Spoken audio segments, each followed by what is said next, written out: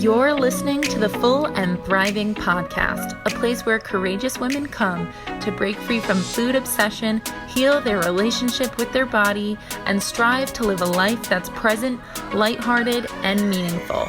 If you're listening, my wish is that this podcast serves as a catalyst that inspires you to nourish your body, nurture your mind, and energize your spirit.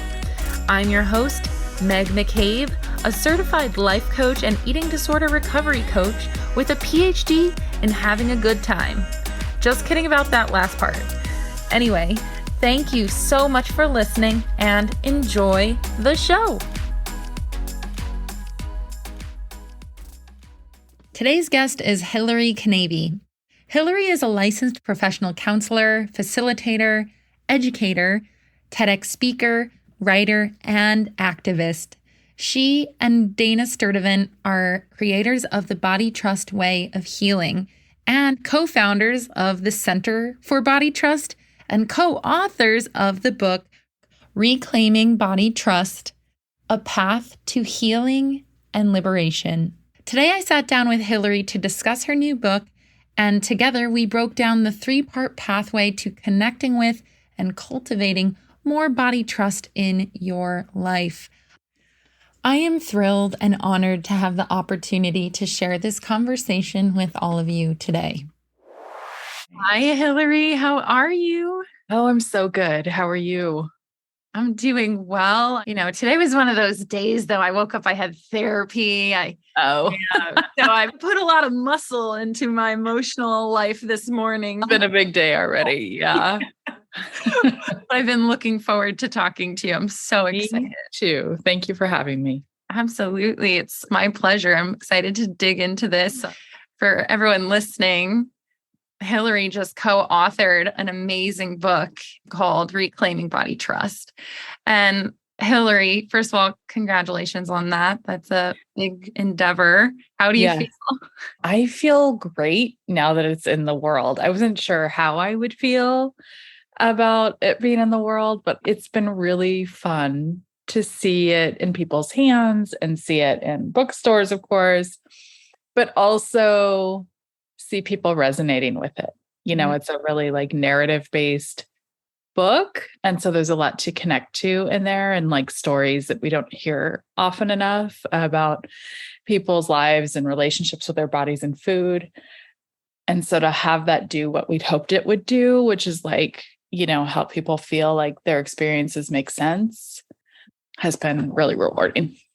That's so amazing and exciting. Yeah. I feel like writing a book feels like climbing a huge mountain, like a major feat energetically and mentally. And so how do you feel now that it's complete?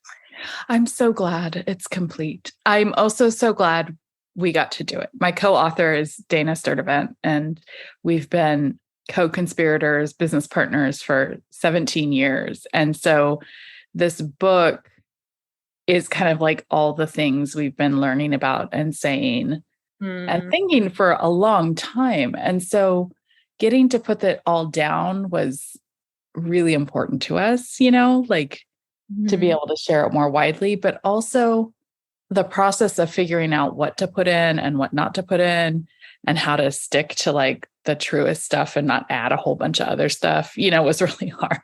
So I'm kind of excited also now that this book exists and that it's all in there, that I can think about new things again. Yes. Yeah. Sounds like it was years and years in the making. I was surprised. I was like, she's got to have written a book before this. Is there a book before this? But this is the original Body Trust book. So very exciting. Yes. We've written lots of courses and curriculums and things like that, but not a book. So, And as far as feedback has been, clearly, I'm just very intrigued by this whole book writing thing. With feedback, any surprises from readers? Surprises? People are just loving it. We've had all really great reviews so far. I'm sure that won't last forever, but it's been out in the world for 3 weeks and nothing but 5 stars, which I'm so surprised and excited about. And also I got to read the audiobook and record it myself. And people seem to really like my voice. And I'm sure listening to your own voice is an odd experience. So to have everyone feel really like soothed by my voice and is really an exciting thing. I had no idea it would be that way. Oh, that's really flattering. And I think it's nice to hear that. And maybe everyone will be soothed by your voice today in this interview. I hope so. I will do my best. I only like to listen to my voice on 1.5 speed. Oh, that's interesting. I haven't played with that. Play with it. Mess around with that someday. Find the speed you like, and you'll be like, my voice sounds better at 1.5. Oh, that's so funny. Okay. Anyway, so let's dive into the basics first. What is body trust? I know that's a loaded question, but it's a big question. And, Dana and I have been commenting a lot lately because we've been talking about it more lately about how it'd be so nice to have like a very succinct elevator speech kind of thing for what body trust is, but that wouldn't really do it justice. Right. And so body trust, the way we developed it, is a way of healing from living in a world that is fat phobic and that in which we all hustle in response to weight stigma. And it's an acknowledgement that a lot of the ways our bodies are interacted with in the dominant culture is harmful to us. There's a lot of erasure of lived experience. There's a lot of erasure of all that we do in the name of pursuing belonging, So that could be dieting and weight loss. It could be the way our eating disorders and disordered eating have developed. And so we want body trust to be a conversation that's about healing, but we also don't want to leave out the context in which all of this has impacted us and why it's so hard to heal in this culture in particular. Yes. I read in your book that body image is kind of a sticky situation because it puts onus on the individual, and healing body images. There's a lot of emphasis on what you can do to heal your body image. And you do a really great job reminding everyone that a huge part of your healing of body image is looking at the world around us and the environment we grew up in and the oppressions that we've, lived with, if any, and how that's been impacting on your perception of self. Yeah, exactly. Like, I think body image is such a tough concept, even in eating disorder treatment. I think we want it to be like this thing that we all naturally do. And of course, it's a regular part of the conversation and healing. But among eating disorder providers, body image is really complicated because nobody knows if they're doing it right. And it tends to get passed from provider to provider. And I think it's because there's some parts of it, like having an elephant in the room, like, it's in the room, but we don't talk about it enough. Like lots of the body image workbooks and stuff out there can be helpful around some basic concepts, like understanding some body diversity or understanding like how the media and ideas of beauty have impacted us. But it really doesn't talk to body image itself, doesn't tend to speak to the fact that we live in a world that continues to be oppressive, that we are going to continue to face body-based oppressions and fat phobia, even if we've worked really hard on healing, that we're not going to feel good in our bodies every day. And that really what we want to work on, what we believe is more helpful, is working on body acceptance and body liberation, because we found that those concepts don't leave out anybody of any size. And they acknowledge that you're going to get triggered and hurt living in this culture, experiencing like fat jokes and things like that. And you're not going to like your body every day. But what we don't want is for dieting or food restriction or exercise to be your only tool in the tool belt for dealing with the shame that comes up. Yeah. We want you to say, like, I am not the problem here. This is all the problem. Like you said, to heal is not on me. It's on the culture. I am surviving in a sick culture. Yes. So that is part of why it's so hard to, I guess, learn or grasp living with that sense of body trust, because there's a lot propped up against the individual living in this environment. Yeah. And, it's not fair to ask individuals to change and then let corporations and all these things continue to make money off of our body shame, right? And, we want an acknowledgement that we have to keep surviving in this culture and that we have choices about how to do that, but that it's not anyone's fault that they're struggling in the ways that they are, and that the ways you've coped have been rooted in wisdom, but they probably were coping mechanisms that could last you forever. Right. Exactly. Yes. I know what you mean. And I find one thing that I love is that you mentioned that body trust is not really like a destination that you can arrive to, but you're continuously working towards. And it's even described as like this connective energy that you can cultivate. Yeah.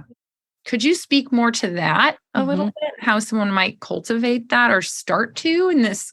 I mean, it's very complex. It is, but I think one metaphor we lean into a bit is this idea of like a sapling or a new tree. And when when you plant a fresh new tree, its roots aren't very strong. So if a big gust of like fat phobia or body shame comes along, it tends to get knocked over. And we find that if we're practicing things that are in the spirit of believing that we belong, that bodies are diverse, that our coping has been rooted in wisdom, that it's not our fault that we've struggled, when we start to dig into really understanding our body story, not the one handed to us by the culture, but what has been our truest experience of what happened and how we learned to occupy our body and our families and in this world. If we allow ourselves to grieve the things that we don't get to have by, in the idealized body, if we start to call out fat phobia and diet culture a bit more, if we really immerse ourselves in understanding, like health at every size or anti-diet approaches, and if we find some community that is absolutely dedicated to being anti-diet, then our roots get deeper and deeper into the soil. And so that's kind of what we're cultivating, is not a community of people who are perfectly healed in some mystical way, right? But a community of people that are dedicated to a better world for all bodies. I mean, that's the vision, right? Yeah. Like we could end this in a generation with some serious divestment from things. You know what I mean? I'm not saying that all eating disorders wouldn't exist, because of course that's not all about the culture, right? But we could end the way, even my 10-year-old who's been raised in a like very body accepting anti-diet environment yesterday was like, my mom had a yard sale and he picked up some weights from it and she let him take them home. And like, we've never talked about any of this. So of course he has access to like the internet and things like that. But he was like, oh, I ate an extra sweet today, so I'm going to do a few more reps. And I was like, oh, where did this come from? You know what I mean? Like it just shows up. And I was like, oh, honey, it's not math. We're not doing math when we think about like how we take care of ourselves. But, it's so, none of us escape this. What a story too. It's just, it shows, you can do everything within your own, world, limited home or whatever to create this body acceptance, anti-diet, body trust environment. And then the real world is always going to come in. It's always there. I mean, we don't even call foods like sweets or not. Like we don't, it's wild. It was wild to witness. So it reminds me of how much this has influenced us, maybe in ways that we can't fully name or articulate or know. Yeah. I always think about that too, because I had an eating disorder and I grew up in a very loving home. And I hear so many stories of individuals who had moms who were dieting and body shaming them. That wasn't my story. So I was always very confused. Like, how did I end up with an eating disorder if, I wasn't criticized? And then you realize there were so many other factors and, messages from school and peers and the media that came into my brain and made me think, and it's just, it gave you a way of coping and being in the world. Yep. I mean, there is a lot of gender and body-based oppressions that we experience that are deemed normal because they're so common, but still impact us, still harm us, So true. Yeah. So I have so many questions, but one thing I also love that is something I've been wanting to articulate. And then I read it in your book and I was like, aha, this we need to talk about. And that is the idea that body trust is reciprocal. Yeah. The entire idea, people think I need to trust my body, but then there's also my body needs to trust me. Yeah. Right.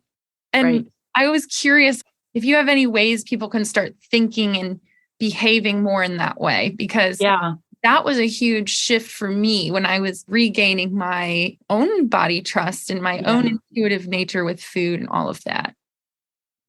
Hey guys, just a gentle reminder here that the doors to the Recovery Collective are now open until October 1st. So if you've been looking for the perfect addition to your eating disorder recovery journey, the Recovery Collective is the place for you. Join me and 80 other members as we work towards healing together. Yeah. Our bodies are always taking cues from us, right? So one thing we say a lot in eating disorder or disordered eating world is like, your body doesn't know that you're dieting, right? Your body thinks that you're walking through a desert without food or going through a famine, right?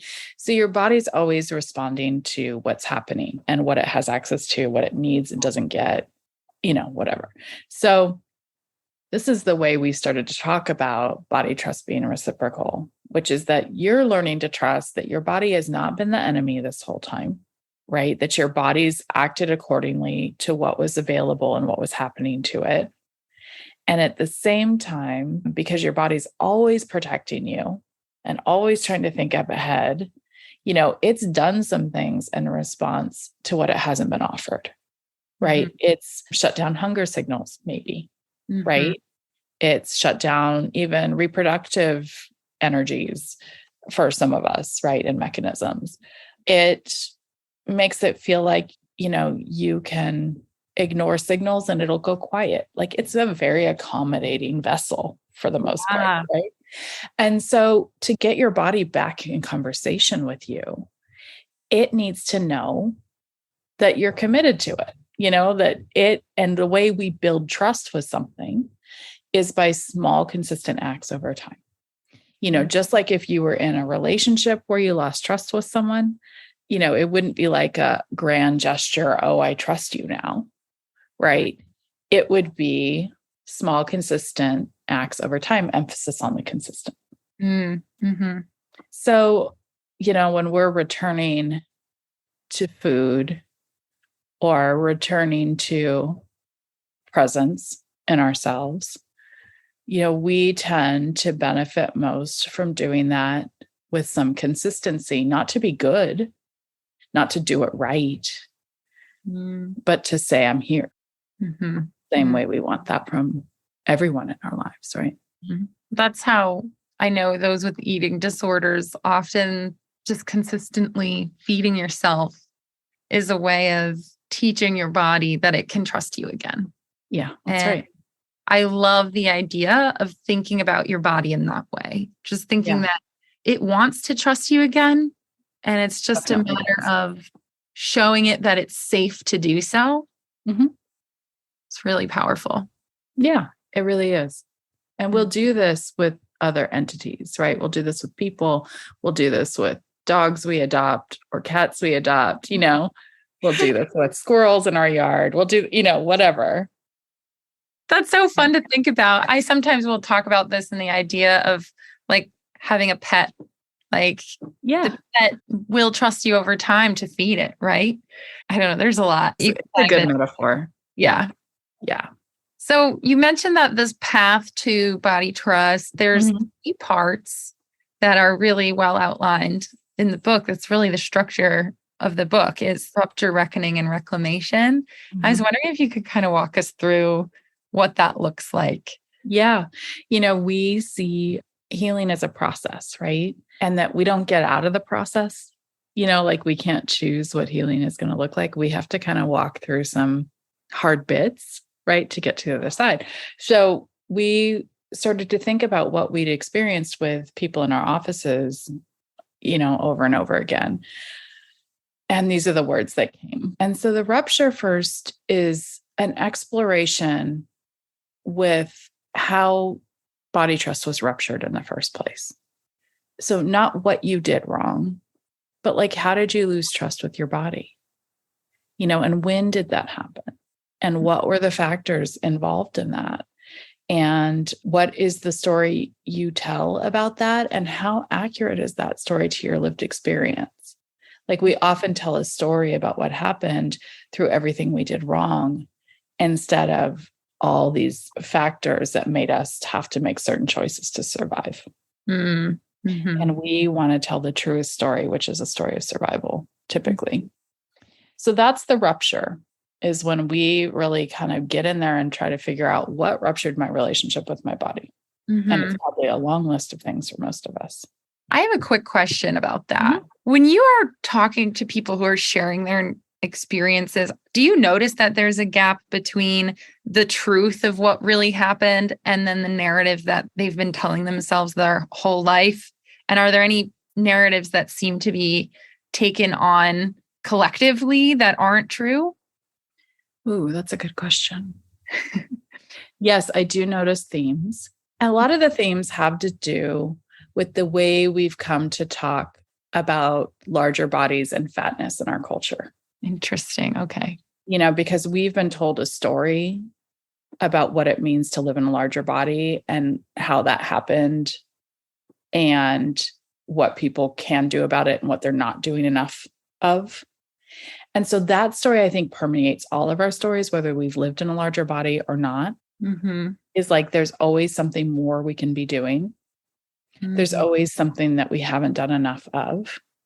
And, we've got this bootstrapping rhetoric or this personal responsibility rhetoric that permeates most of our stories about health and well-being. And so all of that is like, there's always something I should have done, but didn't do. And so then our personal stories get told often through our critic. Interesting. Yeah. Or with a strong contribution from the critic. Mm-hmm. And the critic is also falling back on that learned experience of personal responsibility and is like, oh yeah, I have clients that are like, if I was just born differently, this wouldn't have happened. And yes, okay. And how can there be any blame in that? Mm-hmm. But there is.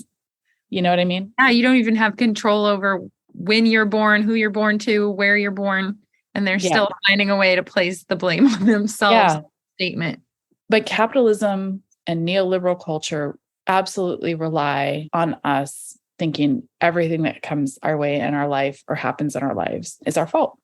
And that denies the fact that we live in systems that are supported by ideas of hierarchy and who's worthy and who's not worthy and who has access to certain things like money, health, education, all those things, and who doesn't. Mm-hmm. And all of that gets ignored if we keep telling a story through only a personal responsibility lens. Mm-hmm. So part of that rupture is filling in that gap. So shifting from I take the blame on why I'm here to there's so much more to this story that I've been unaware of, essentially. That's right. Exactly. And the aim of our work is to, take the problem focus out of the individual's body and put it back on the culture where it responds. That does not mean that we don't have our own work to do, or that we don't have things to take responsibility for, or that we aren't left with, all that we had to do to survive and all that we have to do to heal from that. Mm-hmm. But it doesn't mean that somehow our humanity is flawed because we've struggled and survived in the ways that we have. Yeah. It's such a powerful realization just to start looking on a more macro level in this way, because it builds that self-compassion that seems to be missing. And it's super needed. Yeah. And, one thing we know is a huge phenomenon in our work is that everybody wants body trust stuff for everybody else, but not for themselves, right?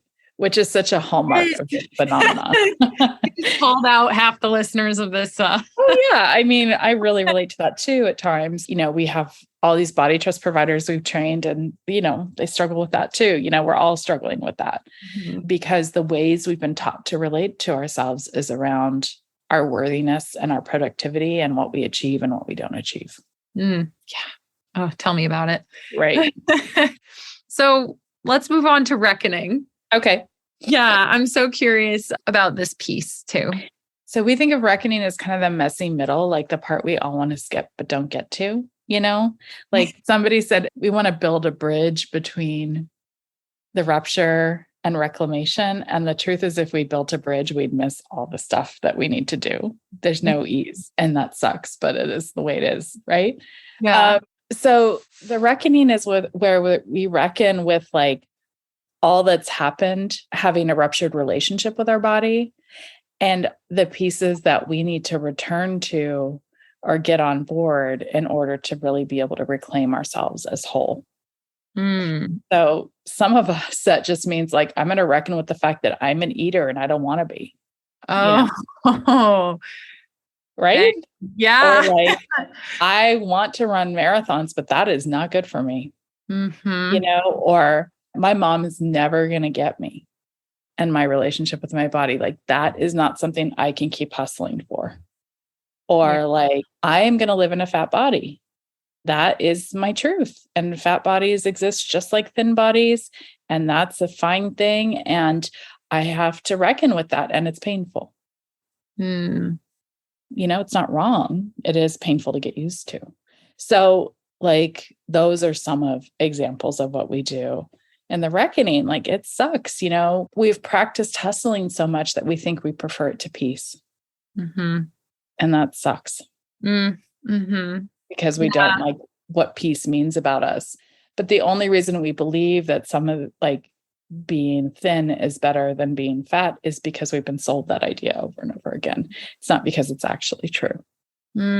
Yeah, the reckoning feels really painful when you put it that like. Yeah, sorry about that. It's true. Difficult acceptance piece that you've been kind of resisting your whole life. Yeah, it's grief work mostly around accepting the things that I've tried to get away from. Accepting the things about my humanity that are human. Yeah. Instead of trying to constantly improve that situation. One thing that's coming to mind is when I have clients who are obviously working on recovery and they finally reckon with this eating disorder isn't really helping me anymore. Yeah. It's hard. Yeah. I remember talking to someone who had been an alcoholic and had gone through recovery for alcohol. And, she was reckoning with like, how do I make a salad at night without a glass of wine? Who am I when I make that salad? And I don't mean a salad as a good thing. I just mean that's the example she used. Food. Yeah, food. Thank you. Just a food example. It's just a food example. How do I make a chocolate cake without alcohol? Same thing. Insert, how do I make a chocolate cake without counting calories or without obsessing over, what I want to do at the gym later or beating myself up? It's like, how do I just do that thing? Yeah. Without the eating disorder piece or whatever you're struggling with. That's right. So reckoning, that's a big one. Would you say that takes a while? Like which one of these steps is is reckoning the hardest step you'd say? I think reckoning is the hardest. I think the rupture is like, it's kind of got this like, vibe. And then reckoning has like a, vibe. Well, and then reclamation has like a, okay, I can do that. Okay, I'm doing this. I think that's more of the vibe. I think I'm really selling this. Yeah, you're really selling this as a feel-good book. Yeah. But, people who've struggled with eating disorders are the ones in our culture who know that we don't recover into feeling good all the time. That is not recovery. And none of us feel good all the time. Yeah. You can't live in the world and have that experience. Yeah. Yeah, that's definitely a dream that you have to reckon with too. Once you're recovered, you're still on a continuous healing path in so many other ways and connecting to emotions of, all across the spectrum of emotions. That's still a part of life. Yes. Exactly. And there's a reason to do this that isn't just about like, I can't have an eating disorder anymore. The reason to do this is because you get to heal, but also we are healing a lot around us when we choose body acceptance. Oh, it changes everything. Mm-hmm. It changes the world for bodies. It would change the world for my 10-year-old, apparently. Yes. Like it would change the world. So what do you mean by that? Can you dive deeper into it? I know what you're saying, that there's a healing power in your own acceptance, but what does that look like? Well, I think that when we start to have people, especially people with the most body privilege, who are pushing back on medical systems, who are pushing back on schools that are teaching crap that we don't want to teach to kids, that are saying, I belong. I audaciously believe that I belong, and you can't take that from me. Then what we're doing is creating conditions to expand this definition of who deserves love, who deserves acceptance, and who deserves belonging. And Sonia Renee Taylor who's the author of The Body Is Not an Apology, talks a great deal about this. Like this idea of like, we can't put a ceiling on love and we shouldn't put a ceiling on acceptance, but body hierarchies do that right now. Mm-hmm. We say, I can accept a body like this, but I'm a little iffy about accepting a body that shows up like this, right? This is the work of love. This is the work of saying, I'm going to accept myself and know that the trickle effect of accepting myself is that I will be more accepting and the people around me will be confronted with acceptance. Mm-hmm. That's really powerful. I love that mindset because as someone who likes to help, and I know there are a lot of people who listen to this who want to help other people and make the world better, right? It really makes it more accessible. Like you're more motivated to accept your body, recognizing that you can actually have that ripple effect, and your own body acceptance has the power to inspire other body acceptance. That's right. Safety and comfort. Yeah. And the people I've known who struggle the most with disordered eating are often the most loving and generous people around, who struggle with their own relationship to themselves. But there are reasons to heal beyond our own bodies. I think that's enough personally, but there's a lot of reasons to do this work, and it's not happening in a vacuum. Yeah. Really hoping there are people who latch onto that idea because it's so true and powerful. You mentioned people with the most body privilege working to accept that. Is that where the trickle effect starts, you would say? Or I don't know that it starts there. I think, you go ahead. Sorry. Yeah, I'm just curious. You mentioned, I clearly was reading this book like leading up to this interview, but we want to push beyond the edges of what we accept as an acceptable body. What I guess I'm trying to get at is there is that pushing beyond what you see as acceptable.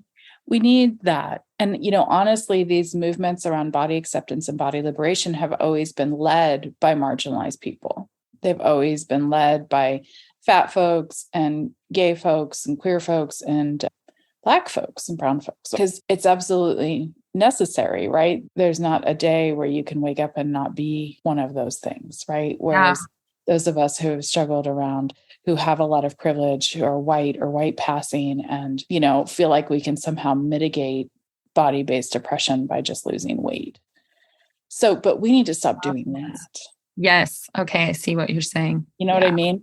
Because if we keep acting like that's inconsequential, and all these other people who experience, as a white person, like I don't experience any marginalization in comparison to what people experience just walking outside their home or sending their kids to school or trying to drive their car somewhere. Yeah. And that's the kind of stuff where, we need to turn our focus away from not acquiescing to oppression. Yes. But saying we won't put up with this, not for us or anyone else. Really helpful to think about it in that way as well. Yeah. It's like the last chapter of the book is called Making Your Healing Bigger Than You. And really the whole book is about that in some ways. but really like, this is purposeful. We wouldn't be the enormity of suffering around bodies and body size if it wasn't going to change how so many things work in our culture. Yeah. Well, I don't want to speak in any sweeping statements, but there is so much that can be healed if we could all work together in accepting all bodies. Yeah. Yeah. And why not? Right? Why not? I think that's the most important question is like, why wouldn't we? What's the point? Okay. Fascinating. So when you said reclamation has like a okay vibe, I feel like reclamation is like, woo, in my opinion, it just sounds very energizing too. It's like where we play with healing. It's like where we play with liberation and what liberation is going to be for us. Like my experience of liberation may not be anyone else's experience, but it's where we start to practice our freedom and where we test out kind of what we've learned we will no longer tolerate, what we don't want to do anymore. And so reclamation is where we're like, okay, I am interested in pleasure for myself. I'm interested in pleasure being a part of my everyday or an everyday part of my focus. I'm interested in telling other people about what I've learned or telling people what my new boundaries are about what they can and cannot talk to me about or what they cannot expect of me.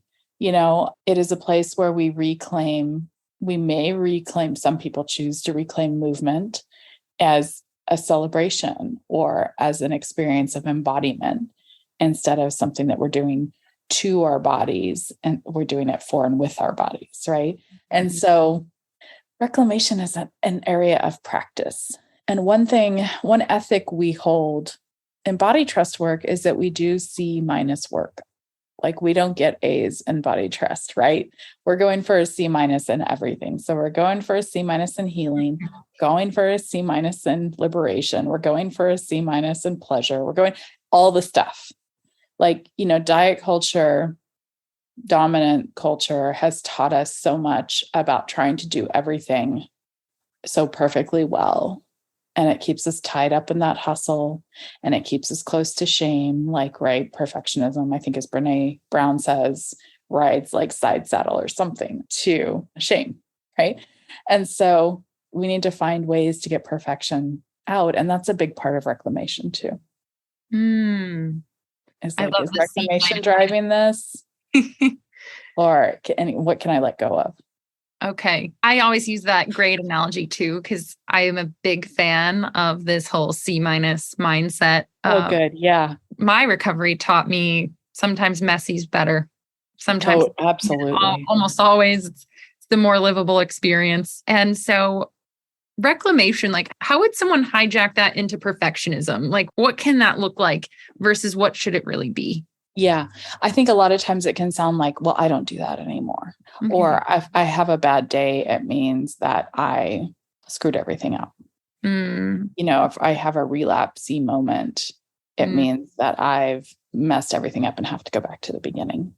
Okay. C- might mean that like you're working, body acceptance and you're trying not to get triggered by your changing body. And that's happening most of the time, but not all of the time. That's kind of the vibe of it for us. And a phrase we use a lot is like most of the time, but not all of the time. That's such a nice phrase to have. It just feels so compassionate. It is. I mean, I think, we all go commit these things with a lot of expectations and rarely can we meet our own expectations. Yeah. So it's like, I like it if I meet my expectations or my hopes or my wishes some of the time. Yeah. That's good. I can live with that. So reclamation sounds like there's a lot of boundary work in there. There's, what else were you saying? There's communication, there's community, there's like deciding who gets to be how close to you in your new awarenesses and in your body in a changed form, perhaps. That might be true for some of us, not all of us. And like, who can support you living more shame-free? So some of it is like, what are my practices that allow me to not have to be constantly shame triggered all the time? Okay. Yes. So that can be a big part of it.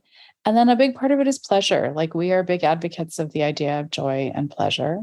And that regardless of what the world is throwing at us, we should have access to joy and pleasure, and that pleasure isn't suspect. I think a lot of living this culture means that if like we're approaching something that's pleasurable, we're immediately doing some kind of weird math about like how much of that we should get. And I don't mean just with food, even though we do that a lot with food, but like how much joy and pleasure should I have this weekend? Because I have such a to-do list. Or like, I think the other piece is that like joy and pleasure are found in the moment, and we kind of have to be in the moment to notice they're happening. Mm-hmm. And so if it's all a calculation, it's taking us pretty far out of our body in the moment. Yes. Oh, I'm so glad you brought up pleasure. I think there's so many listeners who have difficulty with giving themselves permission to pleasure and sink into that or be in that feeling of pleasure. And how would you say pleasure supports healing? I think pleasure makes healing worthwhile. Mm-hmm. I would say rarely do people feel healed if pleasure hasn't come back. I think pleasure is one of the reasons we're alive. And, one of my favorite teachers around ideas of pleasure is Adrienne Marie Brown, who wrote a book called Pleasure Activism. Mm-hmm. And she said, what if our healing was the most pleasurable thing we do? What if our liberation is the most pleasurable thing we do? And I'm like, that is so wild and so far out of my cultural training, but like, let me sit with that question the rest of my life. Yeah, I agree with you there, because it's almost like you have to say recovery is hard. It's going to be the hardest thing you ever do. And what if we ask that question and sat with it? What if it's the most pleasurable experience of your life? Yeah. I mean, what if getting to know yourself deeply? What if honoring your truth and being able to tell the truest story? What if coming home to yourself despite the pain is also one of the most wonderful things that happens. Mm-hmm. Because we aren't meant to feel one way all of the time. We feel a million ways throughout the day.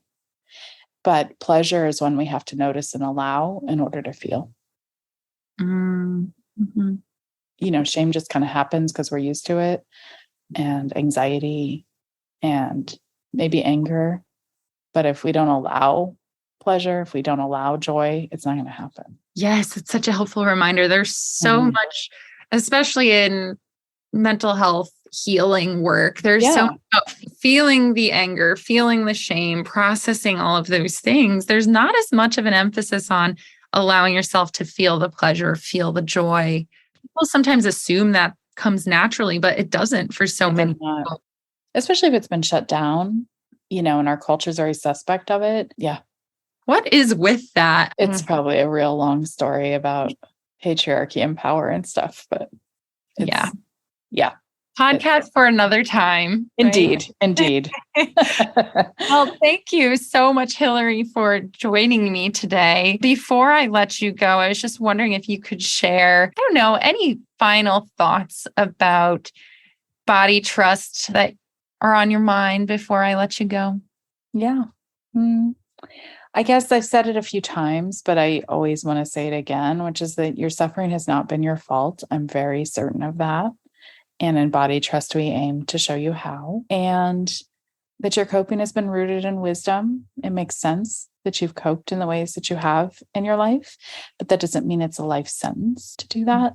And there's other options available. And the Body Trust is a community-based adventure experience, so we really invite you to come and check us out. Instagram is where we hang out the most. Center for Body Trust is the name of our business. But we have a lot of wonderful people that are practicing and doing this work, and you are not alone. Mm-hmm.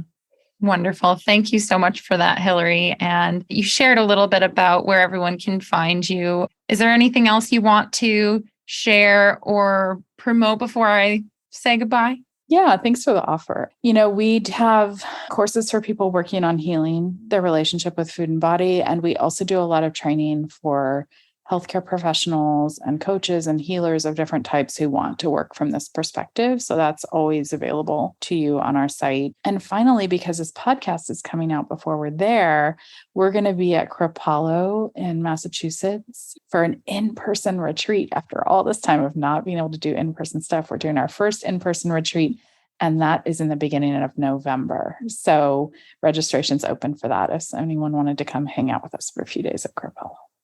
Oh, very exciting. Yeah. Fun. I did a retreat this year with my co-founder of the Recovery Collective, and it's really exciting to just do in-person work. It feels so good.